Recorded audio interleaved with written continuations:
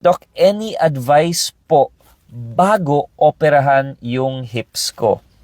So, if you have already gone through the process, bago operahan yung patient for a hip replacement, of course, I would definitely advise you, Sir Keith, to get a second, third opinion. Wag magmamadali if you are going for a private doctor. But if you are already going for a Z package in a government hospital, it's always good to have a list of questions na gusto niyong itanong sa doktor niyo po.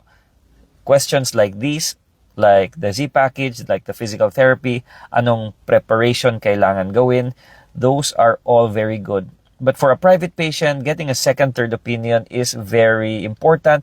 Para sa akin, it lessens the anxiety and fear if you are going through a major surgery.